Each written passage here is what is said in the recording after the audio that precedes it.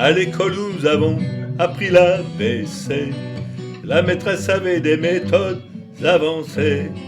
Comme il fut doux le temps, bien éphémère hélas, où cette bonne fée régna sur notre classe, régna sur notre classe.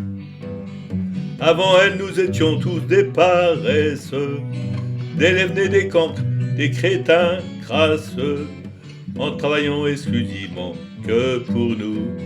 Les marchands de bonnets d'âne étaient sur les genoux, étaient sur les genoux. La maîtresse avait des méthodes avancées. Au premier de la classe, elle promit un baiser pour de bon, un baiser libertin, un baiser sur la bouche, enfin bref, un patin, enfin bref, un patin. Au pupitre d'alors, quelque chose changea. L'école buissonnière n'eut jamais plus un chat. Et les pauvres marchands de bonnets d'âne, crac, connurent tout à coup la faillite, le crack, la faillite, le crack. Lorsque le proviseur, à la fin de l'année, nous lut les résultats, il fut bien étonné. La maîtresse, elle, rougit comme un coquelicot, car nous étions tous pris d'excellence, ex aequo, d'excellence, ex aequo. À la récréation, la bonne fée se mit en devoir de tenir ce qu'elle avait promis.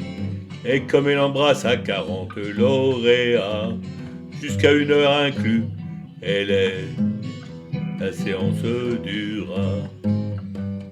La séance, bien sûr, ne fut jamais admise par l'imbécile alors recteur d'académie de l'école en dépit de son beau palmarès.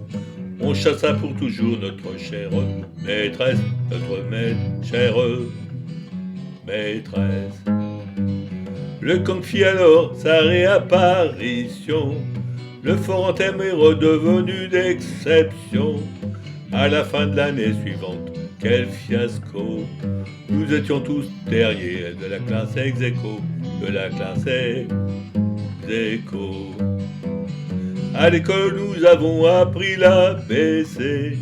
La maîtresse avait des méthodes avancées.